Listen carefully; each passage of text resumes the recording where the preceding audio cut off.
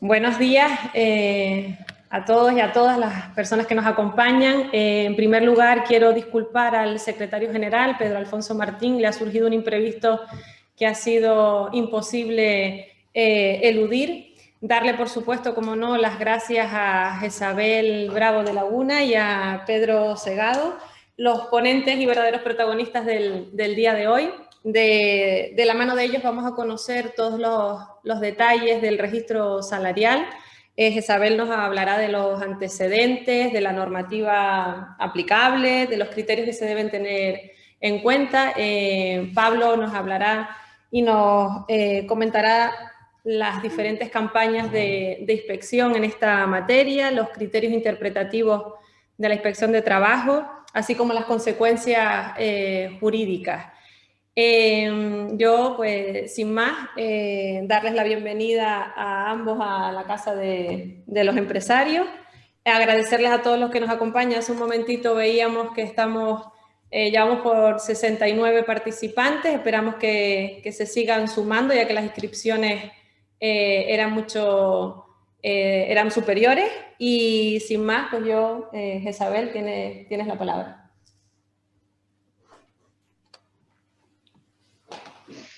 Buenos días. Agradecer a la COE la oportunidad que me ha dado de venir a intentar explicar en 20 minutitos que tenemos brevemente el registro salarial y, como decía Elena, voy a intentar hacer un esquema donde empecemos por los antecedentes, posteriormente la normativa que regula el registro salarial y luego un breve repaso de cómo construir un registro salarial sencillo. También daremos unas pinceladas finales sobre la auditoría retributiva, aunque por ser una materia muy densa solamente se va a ver de forma pincelada nada más. Empezamos cuando quieran. A ver, si yo... No. Perfecto. Bueno, los antecedentes de la brecha salarial. Haciendo un poco de estudio y de historia, los antecedentes de la brecha salarial vienen desde la época mesopotámica. Se hablaba de que las mujeres en aquella época trabajaban en templos, cocinas, mataderos, en todo tipo de trabajo, si bien recibían el pago mensual, que era en cereales, recibían la mitad de cereales que un hombre adulto, en categorías iguales. Se justificaba diciendo que, bueno, que las mujeres, al ser más menudas, comían menos y entonces necesitaban menos cereales. ¿Qué es la brecha salarial? Pues evidentemente la brecha salarial se define como la diferencia entre el salario medio percibido por hombres y mujeres al desempeñar una actividad laboral. Dicho de otro modo, una mujer gana menos que un hombre en un puesto de trabajo de igual valor, en un mismo sector y con las mismas condiciones laborales. Tenemos antecedentes de todo tipo. El último estudio del INE establecía que la diferencia entre hombres y mujeres estaba en 5.784. Esto fue en el año 2017. Posteriormente, en el año 2019, la COE y Pricewaterhouse hizo un análisis de la brecha salarial de género en España y determinó que había una diferencia del 12,2. Esto era un valor ya corregido, no eran valores iguales, sino ya un valor adaptado. En el año 2020, los técnicos del Ministerio de Hacienda elaboraron un informe y también fijaron que había una brecha salarial del 23%, que era una diferencia de 4.915 euros anuales. Por tanto, miremos todos los informes que miremos, siempre aparece que hay una diferencia entre un 15 y un 20% de media entre el salario de un hombre y una mujer. Y esto es en España, pero ¿qué pasa en Europa? Pues en Europa que también existe brecha salarial, que esto es un mal mundial. Ya decíamos que desde Mesopotamia existía, pues se sigue repitiendo, con mayor o menor importancia, pero podemos ver que en todos los países de la Unión Europea hay diferencias entre el hombre y la mujer. También les he puesto un gráfico donde podemos ver diferencias sustanciales por comunidades autónomas, ¿vale? Según los análisis que hay, se tiende a decir que esto depende de los sectores de su actividad. Por ejemplo, vemos que Canarias y Baleares están en los umbrales más bajos porque principalmente nuestra actividad es la hostelería, el servicio, y ahí mayoritariamente se paga por convenio. Entonces, al pagarse mayoritariamente por convenio, pues hay menos discrepancia.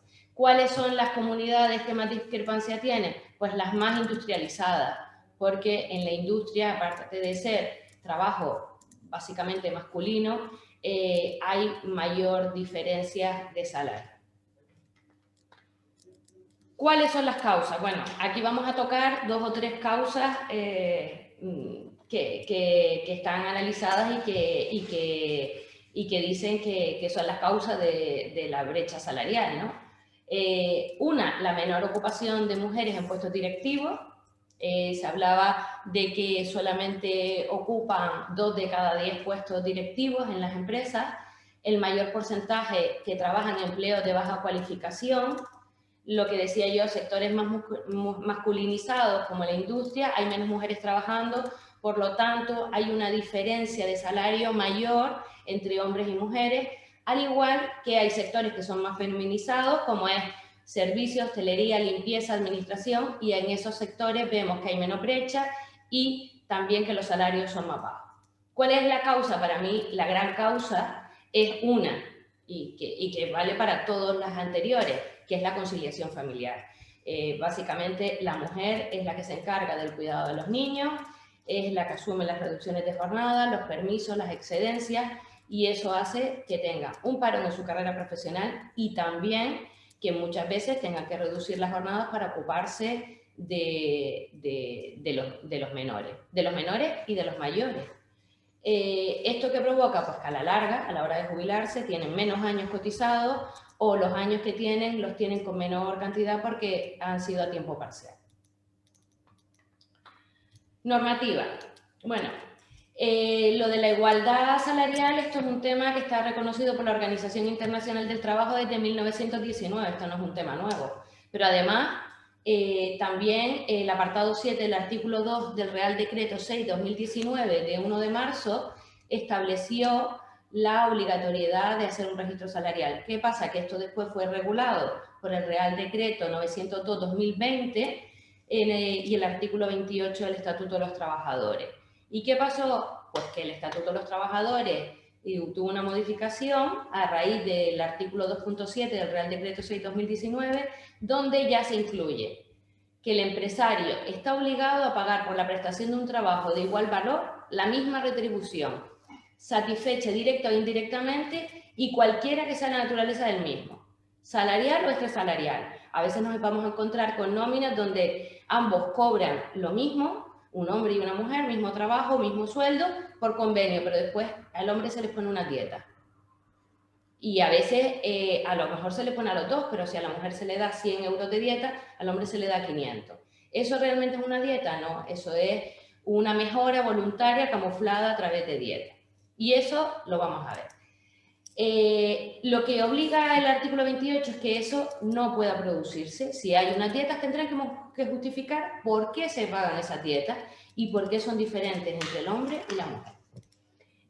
Si seguimos leyendo el artículo, dice que un trabajo tendrá igual valor que otro cuando la naturaleza de las funciones y tareas sean las mismas.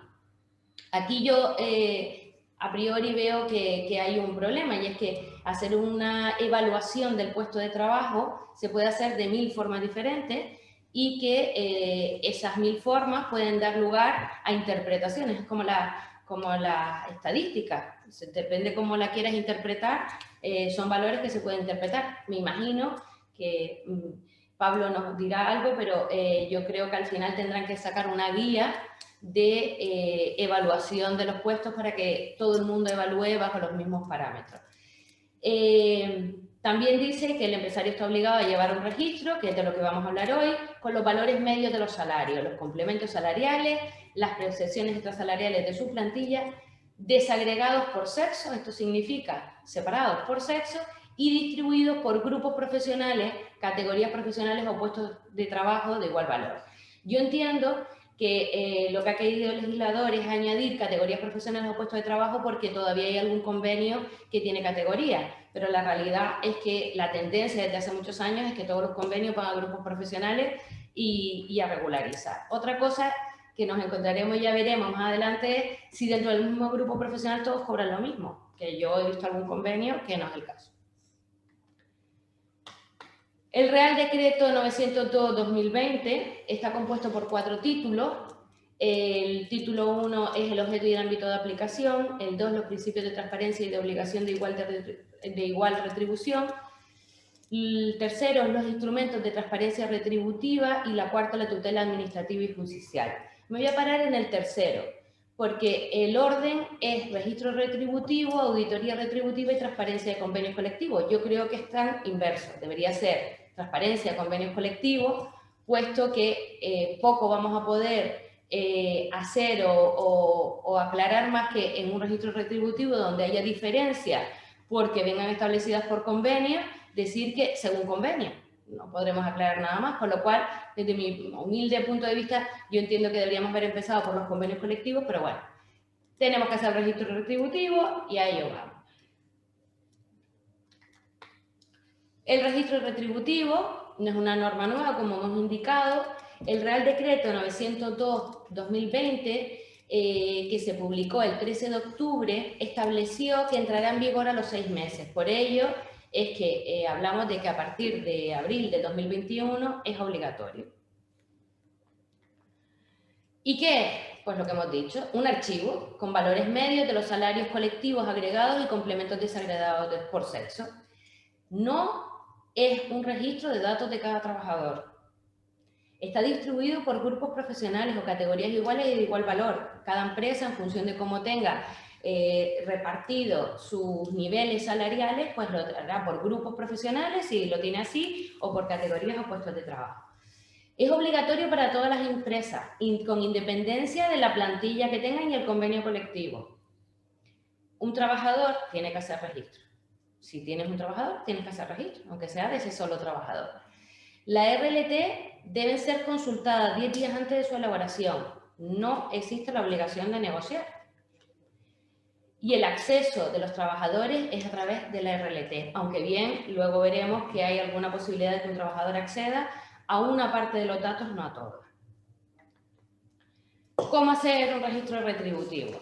Bueno, lo primero, es importante, hay que hacerlo por empresa, no por centro de trabajo. Como decíamos, se incluyen todas, pequeñas, medianas, grandes. Están obligadas a realizar la auditoría retributiva las empresas de más de 100 trabajadores este año y a partir del año que viene, del 2022, las de más de 50 trabajadores.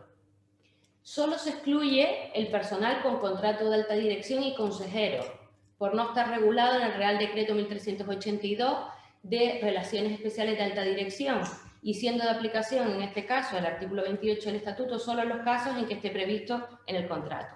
También quiero matizar aquí que los becarios no entran, que los que están en alta de autónomo no entran, tampoco entran los traders, no entra más que los que tienen relación laboral y que están incluidos en el artículo 1 del Estatuto de los Trabajadores.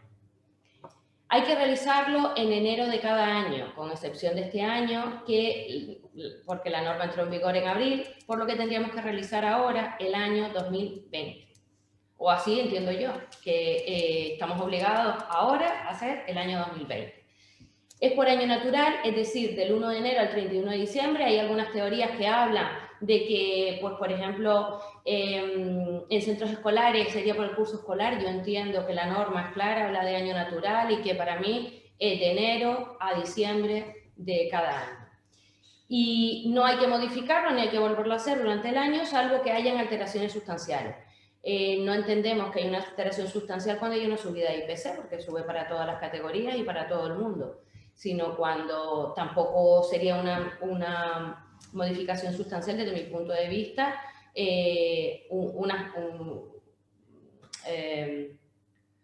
un cambio de empresa, siempre y cuando se mantengan las condiciones anteriores. El registro hay que publicarlo. No hay que publicarlo, perdón, pero sí hay que entregar copia a la RLT. ¿Cómo hacer un registro de retributivo? Bueno, partimos de una relación de trabajadores que no se entregará a nadie, que esto será solamente para la persona que realice el trabajo y que servirá la base del cálculo. Aquí vemos una relación de trabajadores. Yo he puesto en vez de nombre y apellido código, que es una forma donde la empresa también puede trabajar. Sexo, las categorías profesionales, en este caso grupos profesionales, el tipo de contrato, el salario de convenio. Yo ahí he agrupado todos los conceptos que son homogéneos para todos los trabajadores y que están, como es el salario base, el prorrateo de las pagas, bolsa de vacaciones si la hubiera, a fin de hacer más sencillo esto. Si hubiera complementos que estuvieran en el convenio y que no percibieran todos los trabajadores, sí habría que sacarlo, pero lo que perciben todos los trabajadores y que está ajustado a convenio, lo he puesto como salario de convenio. Asistencia, en este caso esta empresa tiene un plus de asistencia y unos incentivos. También se puede incluir en esta relación pues antigüedad, fecha de nacimiento y otros datos. Yo lo he puesto sencillo para que me quepa en el PowerPoint. Deberá tener tantas columnas como conceptos retributivos tenga la empresa, salariales o extrasalariales. Y esto es muy importante porque nos vamos a encontrar empresas que utilizan conceptos sin criterio. Quiero pagarle algo más al trabajador, se lo pago como gratificación. A otro se lo quiero pagar tal, lo pago como adelanto de convenio. Pues ahí vamos a tener un problema porque cuando hagamos esta tabla nos van a salir 600 columnas. Entonces, yo creo que lo primero que tenemos que hacer es homogeneizar los conceptos que utilizamos en una empresa a fin de hacerlo mucho más sencillo. Y si queremos pagar una gratificación, pues que todo el mundo la cobre como gratificación. Y si es un incentivo, pues que sea incentivo para todos. Y no que dependiendo de qué persona y en qué momento le usemos un concepto y otro, porque esto nos va a complicar muchísimo el registro retributivo. Y recuerdo que tenemos que hacer el del 2020, que ya las nóminas están sacadas, con lo cual cuando lo plasmemos en un Excel, veremos que salen muchísimas columnas. Una vez que tenemos el listado, lo primero que tenemos que saber es si hay brecha salarial. Y para ello, ¿qué se hace? Pues se suman el salario percibido, ahí incluimos tanto el salario de convenio como todos los pluses que hayan cobrado, tanto hombres como mujeres. Y hacemos la comparativa. En el ejemplo que vemos que hay 9 hombres, hay 206.979,76 euros abonados en el año 2020 y 11 mujeres que han abonado 256.787,49. Una vez que tenemos esto, lo que tenemos que sacar es cuál es la media. Bueno, pues vemos que en el ejemplo de los hombres, la media que nos sale si dividimos 206.000 entre 9 es 22.997,75.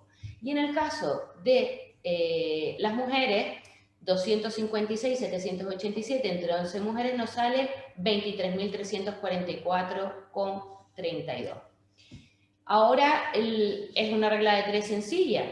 Si 23.000 es a 100, 22.000 es a X. Y nos da igual a la brecha salarial. En este caso, la brecha salarial de este ejemplo es que las mujeres perciben un 1,98% por encima del salario que los hombres.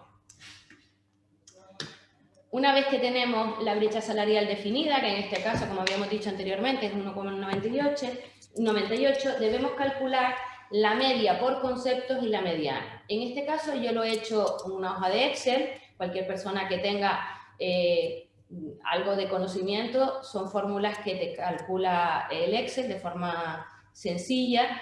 Y lo que nos ha llevado es que ahora ya hemos organizado por grupos o por categorías y tenemos los administrativos separados, los hombres de las mujeres, y vemos que la media del salario de los administrativos es de 16.004, administrativos hombres, y que los administrativos mujeres es de 15.400. Que la mediana del grupo de hombres es 16.038 y la de mujeres es 16.768. Se me olvidó decir que la media, evidentemente, es el valor absoluto dividido entre el número de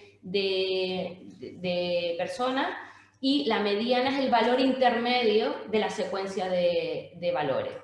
¿Vale? Esto es matemática, pero bueno, por si alguien estaba un poco perdido. Lo mismo hacemos con la asistencia, sacamos la media, la mediana, los incentivos, la media, la mediana.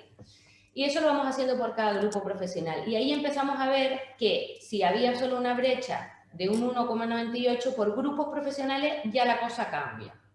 ¿Vale? Y entonces nos vamos a esta. Hemos calculado el porcentaje de brecha salarial por categoría. Y entonces vemos que si bien el total de la empresa es 1,48, no, 1,98, por grupo vemos que en los administrativos hay una diferencia del 9,98 entre hombres y mujeres. En responsables tenemos un 15,10 y en técnicos un 16,54. ¿Vale? Una empresa que tenga comité de empresa tendrá derecho a que se le entregue estos datos, que es la media y la mediana de cada uno de los conceptos, separados por grupos profesionales y hombres y mujeres, y el porcentaje por grupo y el porcentaje total. Ahora, ¿qué pasa si la empresa no tiene RLT? ¿Que no tenemos derecho? Pues sí, los trabajadores tienen derecho. Lo que pasa es que solo tienen derecho a los porcentajes, no tienen derecho a euros, no tienen derecho a saber que yo, que soy Mari Carmen y soy administrativa, si veo que el salario medio es 16.000 y gano 15.400 y gano 13.000, digo, oye, pues me están pagando menos. No, no es el objetivo. El objetivo es que se conozcan las brechas y que se solucionen, no que la gente se sienta bien o mal cuando vea el registro. Entonces, tienen derecho a saber el porcentaje de la categoría profesional, no a las medias ni a medianas, y solo a las de su grupo profesional. No tienen derecho a saber si yo soy administrativa, la de los responsables o los técnicos. Sí tendría derecho la RLT, y la RLT comunicarlo a los trabajadores, pero un trabajador de forma individualizada, salvo que Pablo diga otra cosa, yo entiendo que solo tiene derecho a su porcentaje. Conclusiones que hay que tener en cuenta en la elaboración de un registro retributivo. Como dijimos, realizarlo por empresa y no por centros de trabajo, que solo están excluidos el personal de alta dirección y administradores, que la realización es anual, salvo variaciones sustanciales, que los bonus y incentivos anuales, y si se abonan antes del 31 de enero del año siguiente, se deben incluir en el registro del año anterior. Si se abonan en marzo, pues ya se incluirán en este caso, pues del 2021. Un tema muy importante, los contratos a tiempo parcial hay que proyectarlos a tiempo completo para que sean comparables. ¿Por qué? Porque si un trabajador a tiempo completo gana 15.000 euros y un trabajador a tiempo parcial gana 7.500 y los comparamos tal cual, va a salir una diferencia importante. Pero si proyectamos el tiempo parcial a tiempo completo, vamos a ver que están en igual salario. También los temporales. Si una persona ha estado un mes y estamos haciendo comparaciones anuales y no hacemos esa proyección de cuánto hubiera ganado a lo largo del año, pues nos van a salir unas diferencias importantes en el registro. Con lo cual, eso hay que corregirlo desde mi punto de vista y hay que proyectarlo a cómputo anual. También hay otra opción, y es que lo bajemos ahora. Si lo bajamos a horas de trabajo, ya no necesitas proyectar los temporales, ni los tiempos parciales, ni tiempos completos, porque nos vamos a un valor homogéneo. Pero bueno, yo entiendo que a lo mejor podría ser mucho más complejo bajarlo ahora, teniendo en cuenta de que hay que calcular las horas efectivamente que ha trabajado una persona a tiempo a un temporal, sobre todo, por los tiempos parciales, los tiempos completos, está establecido ya en el contrato. Ahora mismo no hay ningún modelo oficial, pero se puede utilizar la guía del Ministerio de Trabajo y del Instituto de la Mujer. Yo he dejado aquí el link porque, bueno, es importante que se lea. Me parece que es un poco complicado, pero bueno, tiene una guía que es bastante ilustrativa y que puede ser interesante. Y ya creo que me estoy yendo de hora, con lo cual voy a ir muy rápido sobre la auditoría retributiva. A ver, las empresas que estén obligadas a elaborar un plan de igualdad deberán incluir también una auditoría retributiva. ¿Quiénes son los sujetos obligados de esta auditoría? Pues como dijimos anteriormente, solo están obligadas las empresas de más de 100 trabajadores a fecha actual, y el 8 de marzo de 2022 estarán obligadas también las empresas de más de 50 trabajadores.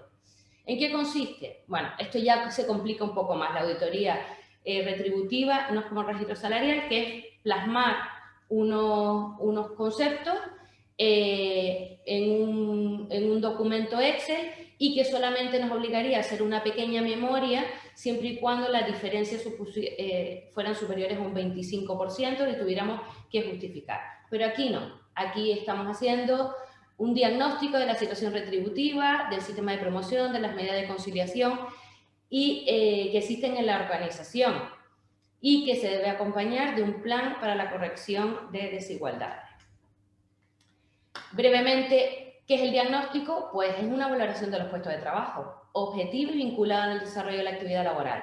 Esto es lo que yo decía, que dependiendo cómo se haga esa evaluación, podrá ser más objetiva o menos. Me imagino que a la larga nos darán unos criterios para que todas las evaluaciones se hagan con los mismos ítems y con la misma puntuación, ¿no?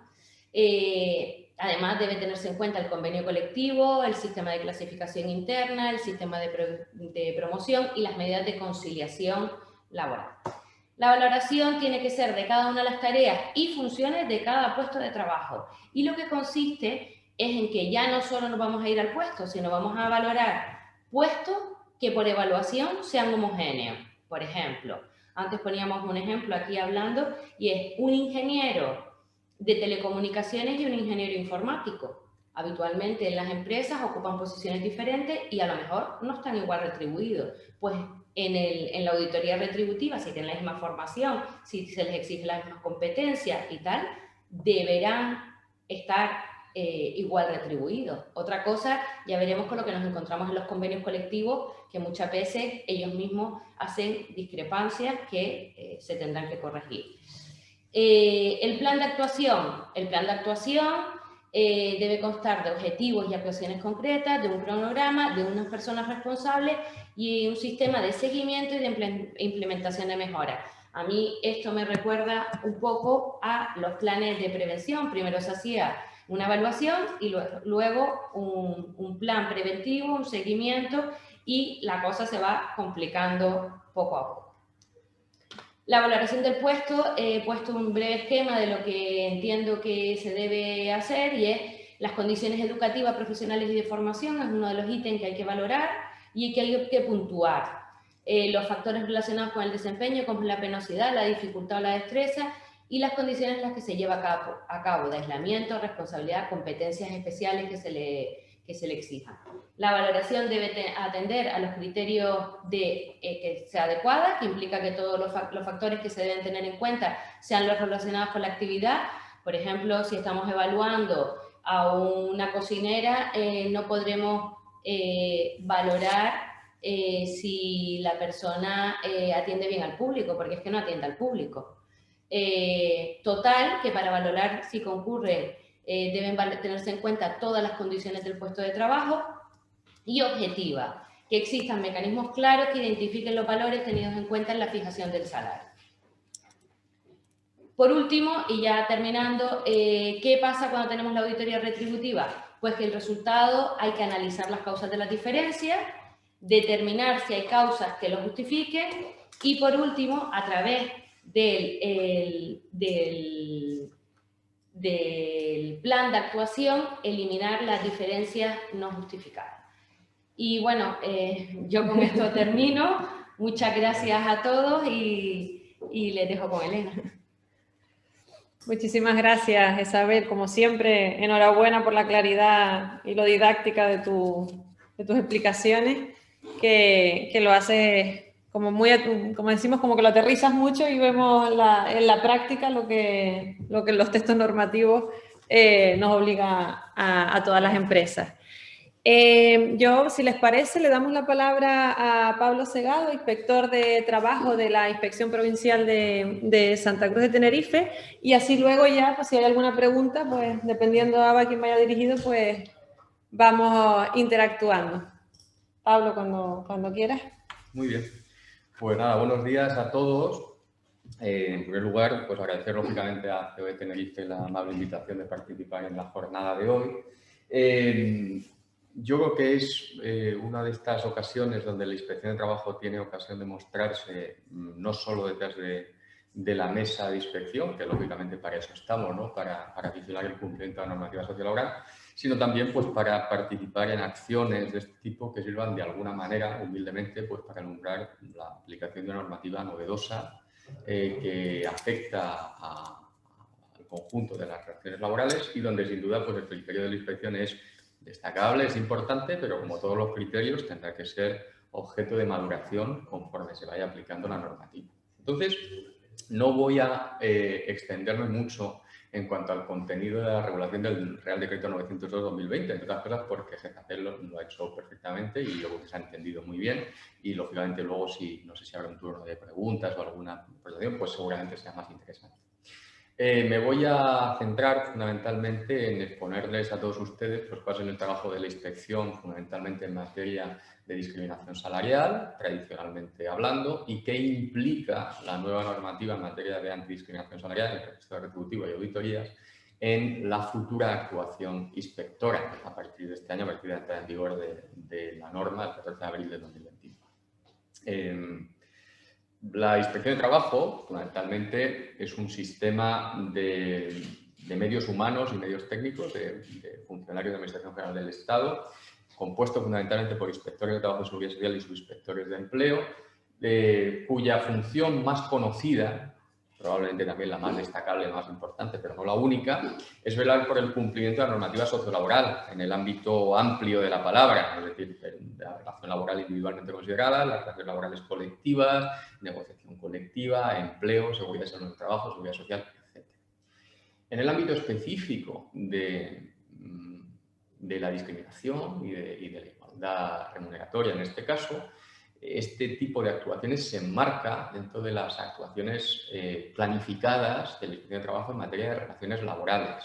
Entonces, para que se hagan una idea, me he traído algunos datos consolidados de la memoria de actuación inspectora del año 2019, que es la última que tenemos, entre otras cosas porque 2020 y 2021, como todos sabemos, son años un poco particulares a todos los efectos, es decir, el trabajo ordinario y día habitual de administraciones públicas, empresas y trabajadores se ha visto claramente condicionado de una manera radical por la situación pandémica, pero les traigo algunos datos de la memoria específicamente de cómo actuamos en materia de discriminación salarial, ¿no?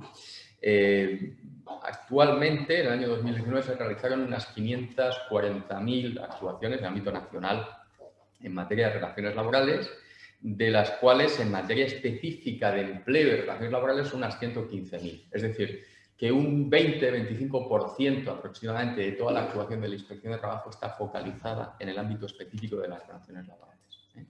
Dentro de las relaciones laborales, ¿dónde estamos más focalizados y dónde probablemente las empresas nos conocen más, dónde tienen más presencia de actuación inspectora? Pues fundamentalmente en 3 o 4 aspectos. En primer lugar, en cuanto a la contratación fraudulenta, saben ustedes que hay un plan director desde hace ya muchos años sobre el control de la temporalidad en los contratos, como el artículo 15, es decir, pues, los contratos eventuales de duración determinada que se ajusten a normativa, al convenio. Hay una actuación inspectora también destacable en los últimos años, sobre todo a partir de la aplicación de la obligación del registro de jornada. Saben ustedes que hasta hace 2 o 3 años no era obligado a todas las empresas, pues también hay actuaciones muy destacadas en materia de tiempo de trabajo para controlar que efectivamente las parcialidades se ajustan a la realidad de los trabajos.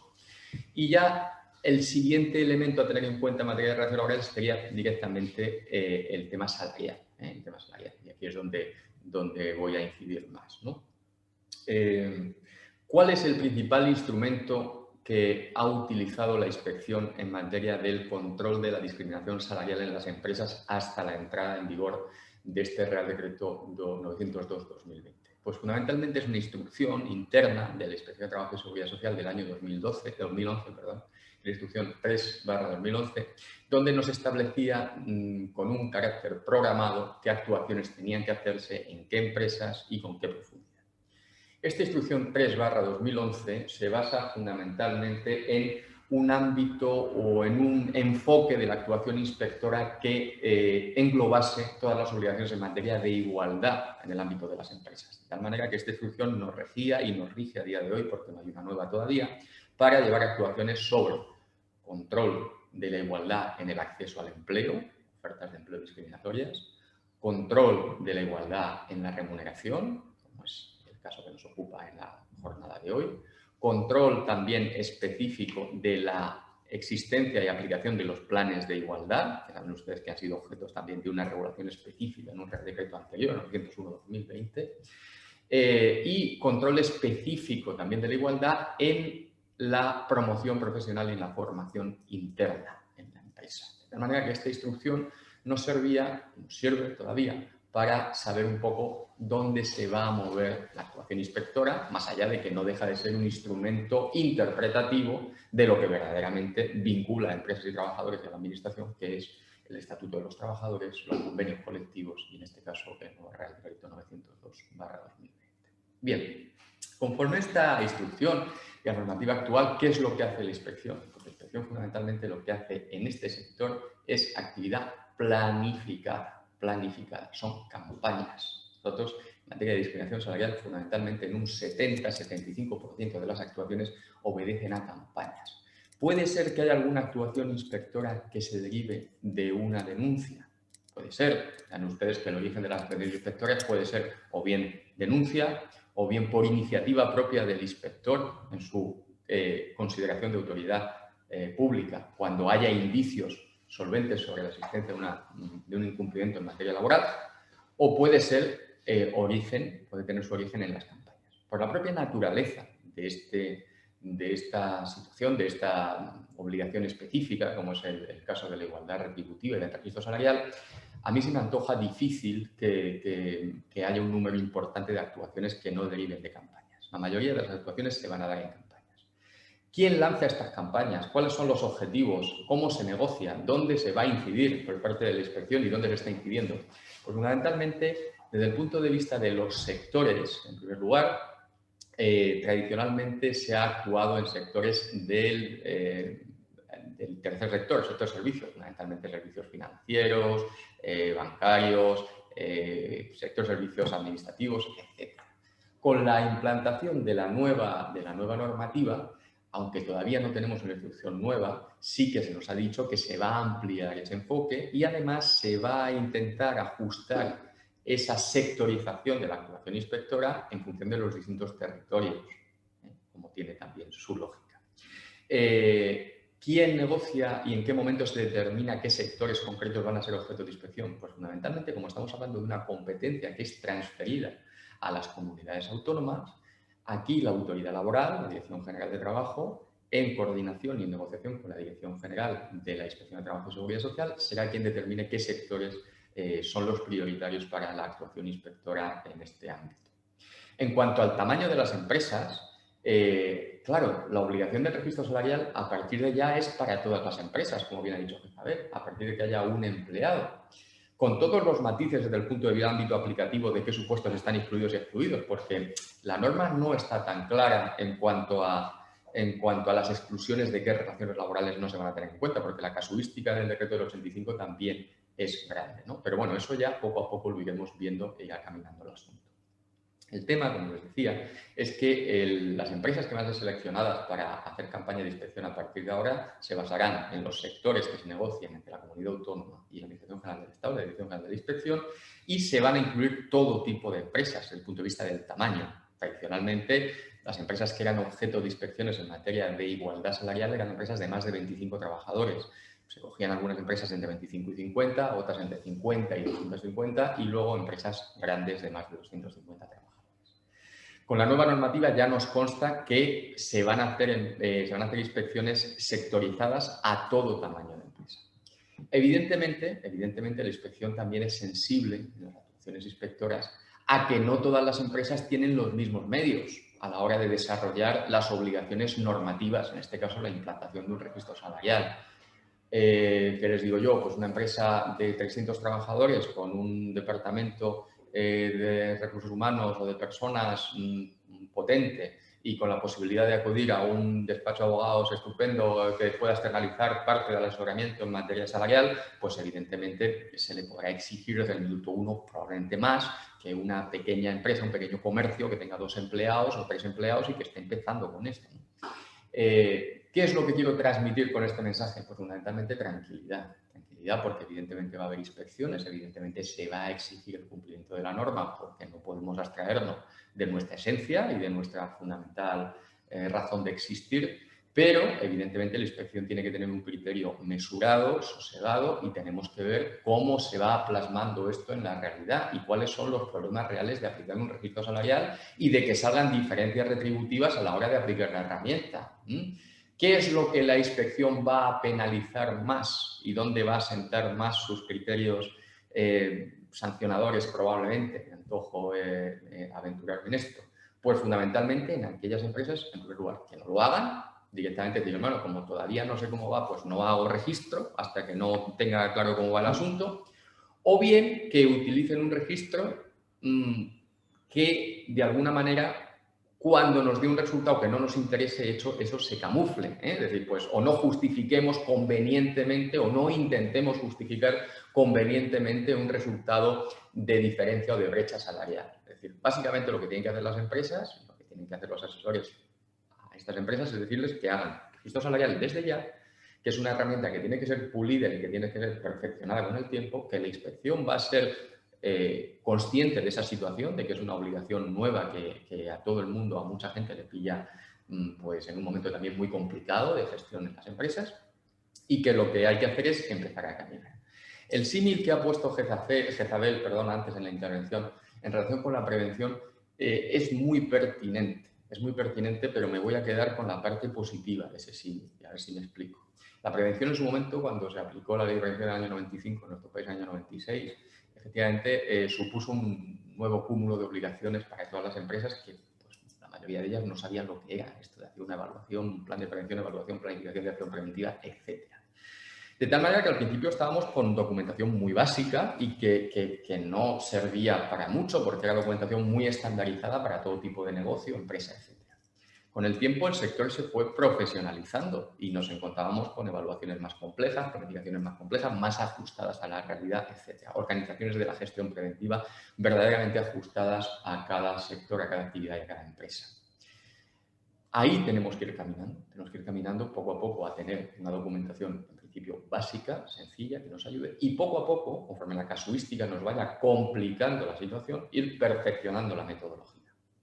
Lo que hay que evitar es en lo que cayó luego la prevención, que es básicamente en una complejidad innecesaria de determinadas obligaciones de gestión preventiva que no servía para una mejora real de las condiciones de trabajo en las empresas. Es decir, tenemos una oportunidad que yo creo que en su momento, en algún sentido, se desaprovechó con la ley de prevención, a pesar de que lógicamente hay de todo y hay empresas que lo hacen muy bien, pero tenemos una oportunidad en este caso de que una obligación legal, como es el registro salarial, nos lleve a empezar a caminar en una materia que es necesaria, que es analizar cómo se paga a los trabajadores y si hay diferencias en esa forma de pagar a los trabajadores y establecer medidas coherentes para que esa brecha se reduzca y desaparezca. De tal manera que es una oportunidad que no tiene que ser traumática, tiene que ser constructiva. Lo que sí que es verdad que tenemos que coger el toro por los cuernos todos, ustedes, nosotros desde la Administración, y saber que es algo que ha venido para quedarse. Y que tenemos que verlo no como una obligación documental, legal, más otro elemento de gestión que complica más el día a día de las empresas, que evidentemente al principio lo va a tener, sino como una herramienta que en el mejor de los casos, y bien utilizada, pues nos puede llevar a pelear contra situaciones reales de discriminación, sobre todo indirecta, que suelen darse en algunas empresas. Desde el punto de vista de las consecuencias de la actividad inspectora, un número importante de las actuaciones desarrolladas en materia de discriminación se saldan con un requerimiento. En lugar de iniciar un procedimiento sancionador, tradicional, con un acta de infracción, un acta de liquidación de cuotas coordinada, se salda con un requerimiento, precisamente porque es una materia donde, por la complejidad técnica y por el desconocimiento de muchos factores, a la inspección le interesa más un cumplimiento motivado que iniciar un procedimiento sancionador que no, en muchas ocasiones no subsana de raíz la situación. Ahora bien, en el ámbito de la discriminación salarial, además del procedimiento sancionador al uso, con el acta de infracción, hay dos factores o tres factores adicionales a tener en cuenta. En primer lugar, el procedimiento de oficio, que ya desde la Ley 32 de 2011, reguladora de la jurisdicción social, prevé en el artículo 147 la posibilidad de iniciar dicho procedimiento a instancias de la Inspección de Trabajo. Uno de los casos prototípicos del procedimiento de oficio con estimación de daños es el de la constatación por parte de la inspección de una situación de discriminación salarial.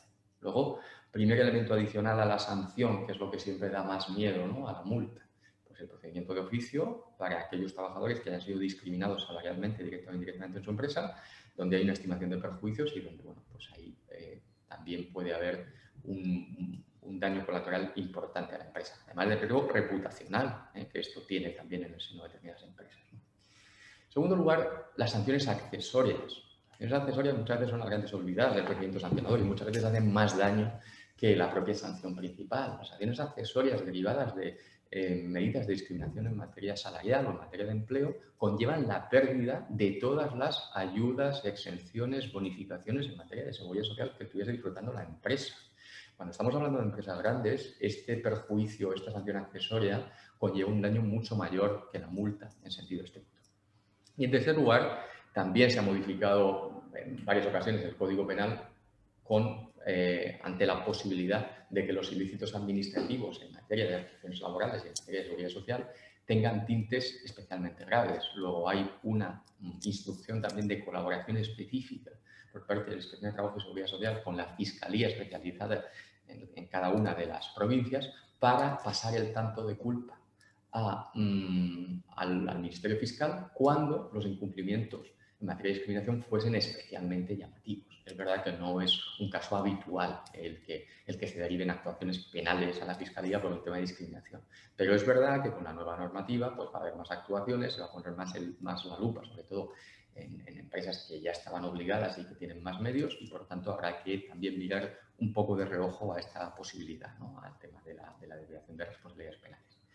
Hay una particularidad procedimental también en el ámbito de la inspección en estos casos, y es que tradicionalmente en aquellos supuestos en los que una determinada causa era conocida por los juzgados de lo social, la Inspección de Trabajo se inhibía en tanto en cuanto no se determinase cuál era la resolución judicial, la sentencia concreta, para no duplicar las actuaciones. Pues bien, en el caso de discriminación salarial se nos dice expresamente que la Inspección de Trabajo va a seguir actuando con independencia de que haya un procedimiento judicial por estos mismos hechos.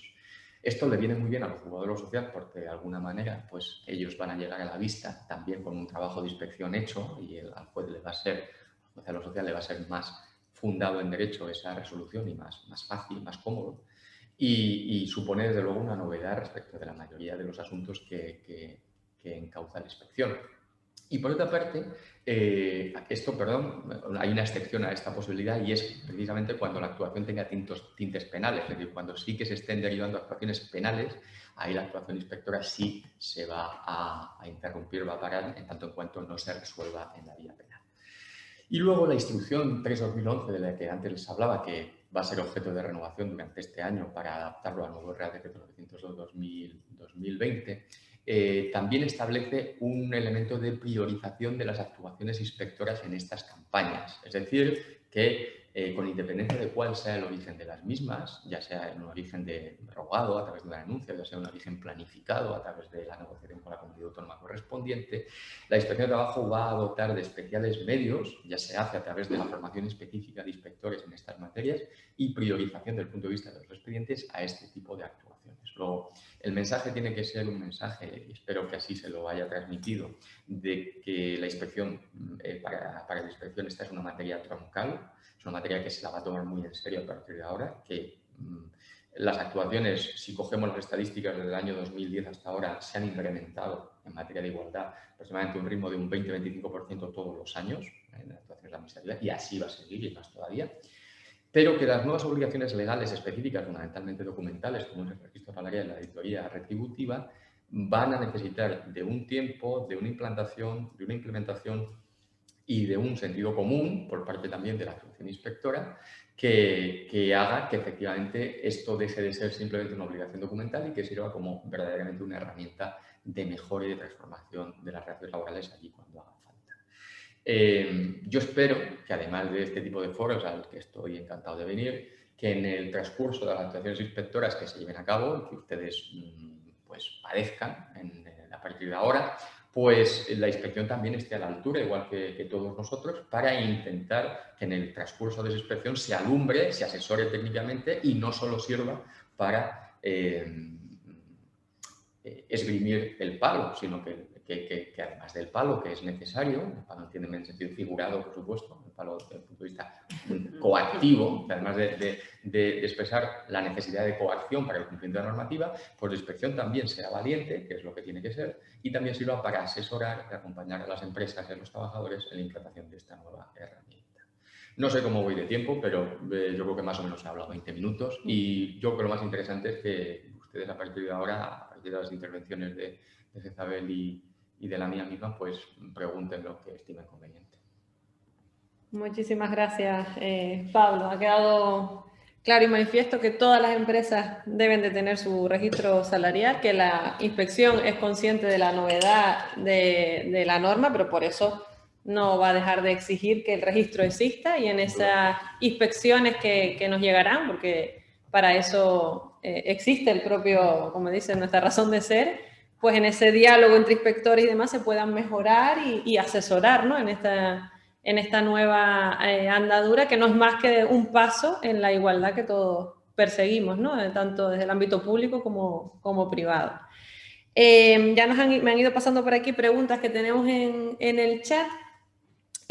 Yo, bueno, por la materia que comentaste, Isabel, creo que es para ti. En el registro salarial, con todo esto que está pasando con los ERTE, ¿se debe de recoger la incorporación de una persona que ha entrado y ha salido del ERTE varias veces? Para mí, no sé lo que opina Pablo, efectivamente, yo he visto en algunos foros que se discutía si al ser el año 2020 un año especial, si no tendríamos que haber cogido el del 2019. Yo entiendo que no, que hay que coger el 2020, pero efectivamente tenemos un problema añadido y es que al haber estado entrando y saliendo vamos a tener que proyectar a cómputo anual y vamos a tener que hacer con ese listadito que veníamos inicial, lo que nos salga del sistema, del que cada uno tenga o el que nos pase la asesoría, ese habrá que proyectarlo, no nos servirá tal cual, sino habrá que hacer una proyección anualizándola.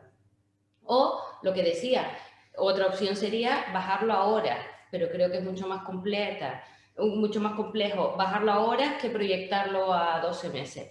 Pero sí, evidentemente, un tema que se me olvidó antes y es importante, ojo con las IT, porque también nos va a distorsionar. Entonces, cuando una persona ha estado varios meses en IT, habrá que proyectarlo como si no hubiera estado en IT, porque dependiendo de los complementos que tenga, si tiene complemento al 100% o no, y si es todo el tiempo de la IT o solo unos meses, nos va a distorsionar las medias y las medianas del grupo. Y se puede pensar que hay una discriminación cuando realmente lo que hay es una no complemento porque no está establecido así o porque se ha acabado. Acabas de responder a otra de las preguntas que decían cómo reflejar una IT, un permiso por maternidad, paternidad. Todas las situaciones coyunturales, como puede ser la suspensión del contrato por estar en ERTE, puede ser una IT, es lo que dice Jezabel, tenemos que proyectarlas como si estuviésemos ante el estándar del trabajador a tiempo completo con contrato indefinido, y esa distorsión, en la medida de lo posible, pues se verá matizada, pero tenemos que partir de la base de que para que estemos ante nóminas, ante conceptos salariales comparables, pues tenemos que jugar con los mismos elementos. Entonces, luego, la casuística nos va a dar efectivamente gente que está en ERTE, gente que está en IT. Entonces, el papel fundamental en estos inicios es proyectar todas esas situaciones al estándar del trabajador a tiempo completo con contrato indefinido. Muchas gracias a los dos. Pablo, ¿cómo podemos dejar constancia de que tenemos hecho el registro salarial en caso de empresas que estén sin RLT? Sí, esto es, sí, ha surgido también con ocasión también de, con el tema del plan de igualdad, en su momento también con la aplicación del 901-2020, cómo se dejaba constancia del intento de la renovación del plan de igualdad cuando no había, por ejemplo, voluntades y a negociar, no planes, ¿no? Básicamente a mí se me ocurre comunicar, aunque no hay una obligación de comunicación ni de publicación, pero una comunicación voluntaria a la autoridad laboral diciendo que efectivamente pues, en esa empresa en cuestión se ha procedido a la realización del registro salarial. Eso no implica absolutamente nada. La autoridad laboral tampoco va a llevar a cabo ningún tipo de actuación comprobatoria en sentido estricto por esa comunicación, y la empresa o la sociedad en cuestión pues también de alguna manera justifica pues esa realización. En principio es complicado que se pueda derivar alguna situación perjudicial para una empresa que está siendo inspeccionada porque no lo haya justificado previamente, sobre todo en el caso que no tenga relación oral de los trabajadores, ¿no? Representación legal de los trabajadores. Con lo que, bueno, una manera sería como una especie de declaración responsable a la autoridad laboral, que es quien tiene la competencia en esta materia de registro. Pero con la norma a la mano no hay ni obligación de publicación ni de registro. ¿Qué se debe entender por iniciar consultas con la RLT? Bueno, ahí podemos aplicar análogamente también el proceso de negociación colectiva, ¿no? Es decir, pues igual que cuando se inicia, cuando nuestro estatuto habla del inicio del periodo de consultas o en determinar modificaciones sustanciales de pedidos colectivos o en el procedimiento negocial, ¿no? Estatutario, ¿no? Cuando se negocia un convenio colectivo estatutario, pues esa puesta en comunicación. Miren ustedes, tenemos esta obligación legal que nos ha impuesto el 902-2020 y queremos sentarnos a negociar pues esta nueva realidad. Es decir, ahí tenemos normativa estatutaria de base, ya sea en la modificación interna de las condiciones de la empresa, modificación sustancial, movilidad geográfica, despidos colectivos, suspensiones, o bien a través de la vía estatutaria del artículo 83 y siguientes, que nos dicen perfectamente qué elementos podemos utilizar, ¿no? Muchas gracias, Pablo. A la hora de, como hay que identificar la categoría o grupo profesional, se preguntan en empresas pequeñitas que solo exista un trabajador por categoría, ¿se puede codificar de manera que no se identifique quién es esa persona? Bueno, yo entiendo que yo he leído, y no sé, a lo mejor lo he leído erróneamente, que cuando hay solo una persona en el registro y es claramente identificable el salario, que se puede eliminar del registro. Se puede eliminar para evitar que sea pública las condiciones. Eso lo leí en la guía del Ministerio de Trabajo y el Instituto de la Igualdad. Como decía al principio, esto no es que sean públicos los salarios, con lo cual si hay una categoría donde solo hay una persona y evidentemente la media, la mediana y todos los datos van a ser los de esa persona, se pueden eliminar del registro. Si bien luego habrá que explicárselo a la Inspección de Trabajo llegado el momento, pero no entiendo que no se le debe dar ni a los representantes de los trabajadores ni a los trabajadores. Sí, estoy de acuerdo con la interpretación, porque aunque no tengamos en ese caso la identificación específica del trabajador, pero evidentemente cuando solo hay uno que ocupa ese grupo profesional, pues indirectamente se conoce perfectamente la identidad, con lo que la propia guía ministerial ya está dando la posibilidad de la eliminación, por lo que ahí yo creo que no hay que ser tampoco más papista que el Papa y lógicamente si de ahí se puede inferir una identificación concreta, pues no hacer uso de ella. Muchas gracias. Bueno, hacen una pregunta que es más propia para un matemático o un estadista, y además los programas hoy en día, incluso el Excel, tú vas a las fórmulas, pides la mediana, todo eso y te salen. No sé si, preguntan si se puede explicar cómo se calcula esa mediana, pero la verdad que es un... La mediana, bueno, yo lo intenté explicar, pero muy sencillo porque yo no soy matemática.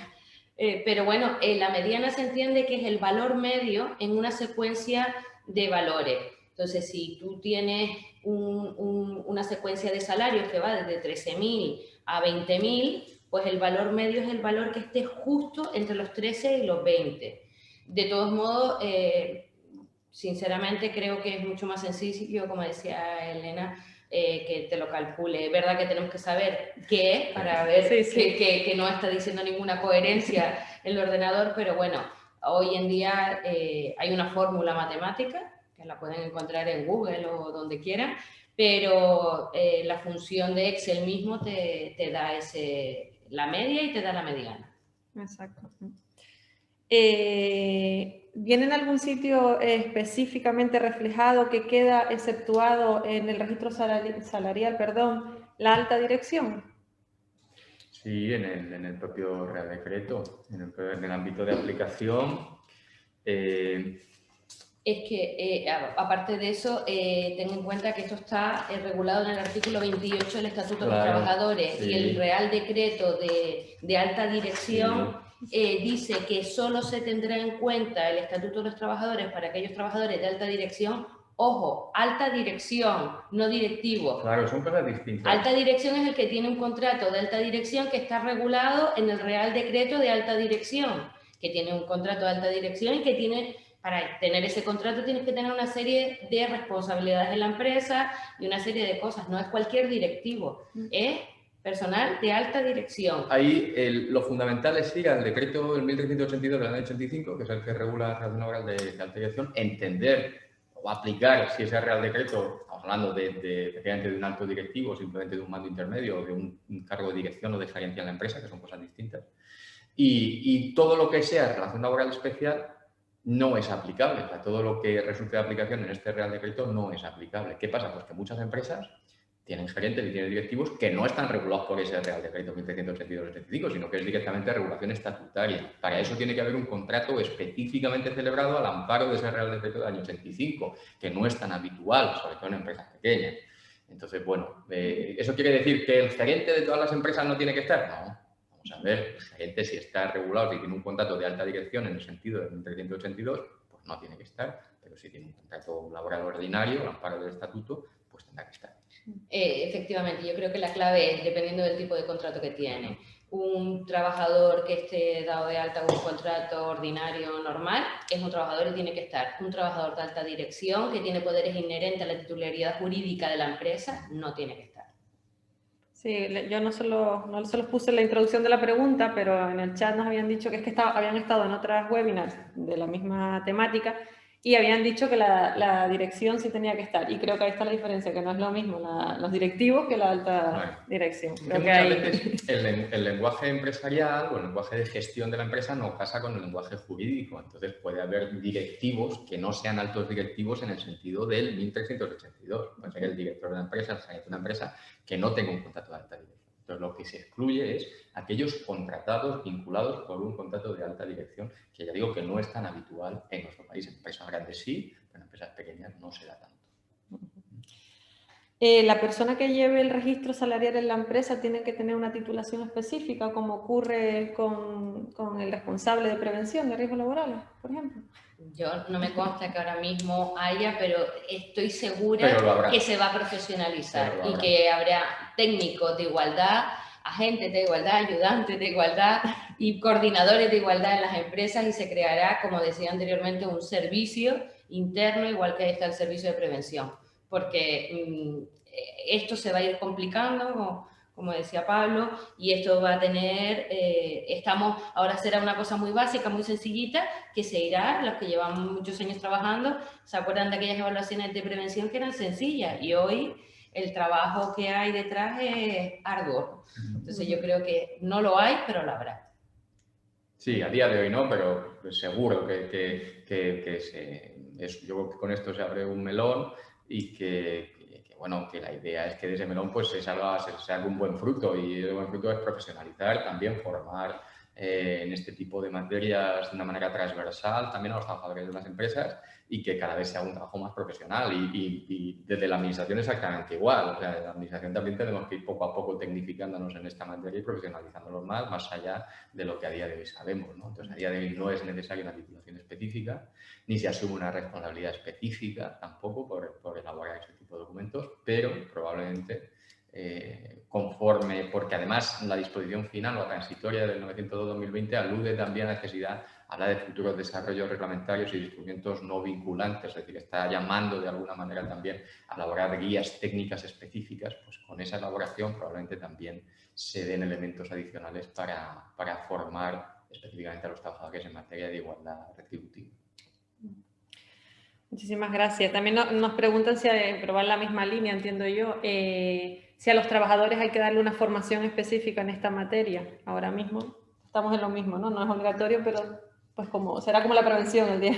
Probablemente todavía no, pero bueno, probablemente sí, dentro de la formación de la empresa, sabemos que hay formación preventiva específica del puesto de trabajo, formación ocupacional, formación destinada a la promoción profesional, pues probablemente con el tiempo también se establezcan este tipo de módulos, ¿no? de formación en materia de igualdad, en materia transversal y bueno, a día de hoy no es exigible, pero la tendencia es esa.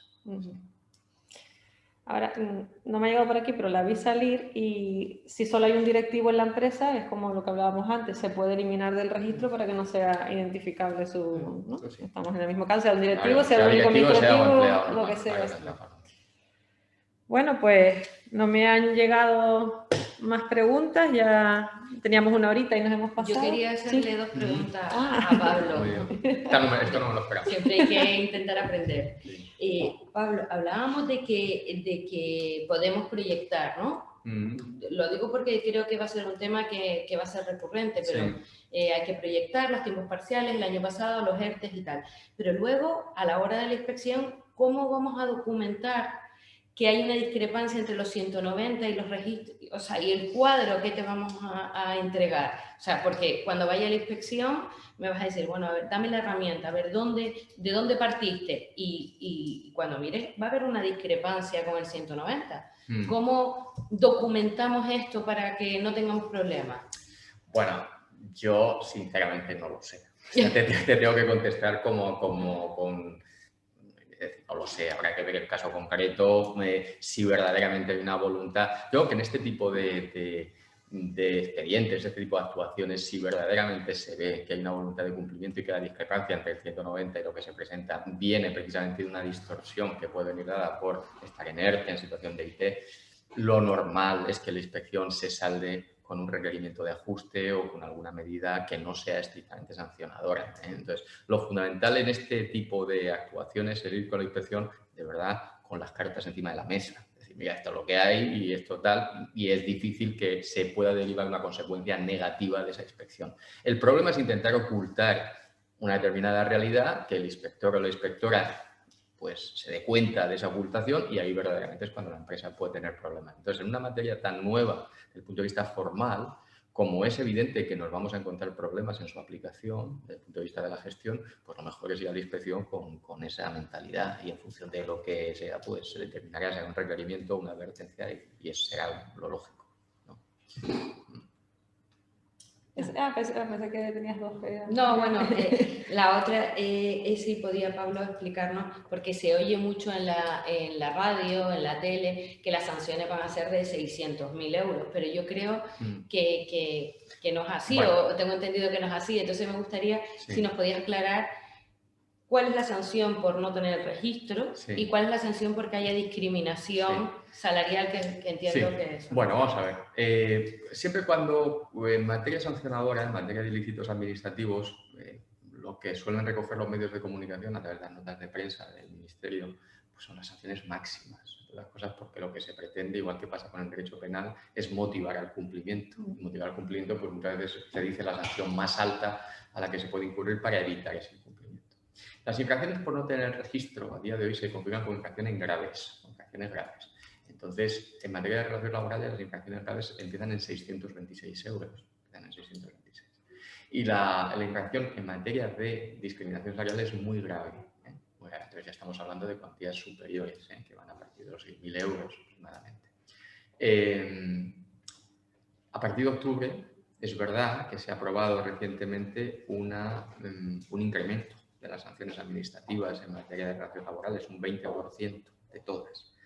Luego, es verdad que incluso los mínimos de estos 600 y pico y 6.000 euros y tal, pues van a subir de una manera ostensible. Luego, pues sí, son infracciones, son sanciones duras económicamente, más duras que van a ser a través de la entrada en vigor de esta nueva de este nuevo incremento de estos refundidos de la LISO a partir de octubre de este año, pero en ningún caso vamos a llegar a esas cuantías. Y en cualquier caso habrá que atender también a cuáles sean las circunstancias específicas de la empresa, que son los criterios de graduación que nos marcan nuestra ley de infracciones. Gravedad o intencionalidad de la empresa, número de trabajadores afectados, reincidencia por parte de la empresa, ausencia de atención al requerimiento efectuado por parte de la Inspección de Trabajo o de la relación con representantes legales de los trabajadores. Es decir, que al final, para poder cuantificar de una manera dura una determinada sanción, te tienes que ir a los tipificadores y a los criterios de agravación de responsabilidad administrativa que contiene la propia LISO, ¿no? Pero en ningún caso vamos a llegar a esas cuantías. Gracias, Pablo. No. Nos llega una pregunta que confieso que yo también me la planteé. Si solo tenemos una categoría profesional dentro de la empresa, el registro salarial se queda sin contenido, ¿no? Porque no... Bueno, no hay elemento de comparación, no hay, claro, sí, efectivamente. Sí. Sí. Esto se trata, vamos a ver, de sentido común, ¿no? Sentido común. Pues si hay tal, pues bueno, pues no hay un elemento de comparación, no va a haber ninguna brecha salarial detectable y por tanto pues la inspección se me antoja difícil que vaya a hacer algo negativo con una empresa que no ha hecho el registro de un trabajador. Es decir, sería una tautología prácticamente, ¿no? Entonces, no hay que volverse locos. Es decir, hay que aplicar la norma con rigor, pero hay que tener sentido común y la mayoría de los inspectores lo tenemos. La mayoría. Entonces tranquilidad, ser rigurosos en las empresas, tomárselo en serio, intentar concienciar a todo el mundo de que esto es una obligación legal importante, pero en casos de laboratorio donde hay un trabajador, un trabajador muy bien. Sí, exacto, ¿no? Como en todo, ¿no? Sentido común. Sentido común. Si no, no vamos a ningún lado. Exacto. Pues nada, ya terminamos aquí. Yo creo que no me queda ninguna pregunta. A ver si tú... registro. Bueno, si todos tienen la misma categoría profesional y el mismo sexo, ¿es necesario el registro? ¿Sí? Yo creo que hay que hacerlo, entre otras cosas porque la plantilla también puede variar, en cualquier momento puede contratarse a una persona del otro sexo y es verdad que no se establece en el ámbito de aplicación de la norma el solo hacer el registro en el caso de que haya personas contratadas de distinto sexo, o en el momento que hay trabajadores que hay que hacerlo, sí, con independencia de que no haya un elemento de comparación o una brecha. Pero sí. Pues nada, lo dejamos aquí. Muchísimas gracias a los dos. Gracias también a la inspección por aceptar la invitación. A Isabel, como siempre, un placer por tenerte aquí en COE. Gracias a todos los que nos han acompañado. Espero que hayan sacado el máximo provecho. Yo lo he hecho. O sea, la verdad que me ha aclarado muchísimas cosas y espero que a todos ustedes también. Y nada, sin más, pues que tengan un buen resto de jornada. Buenos días a todos y a todas.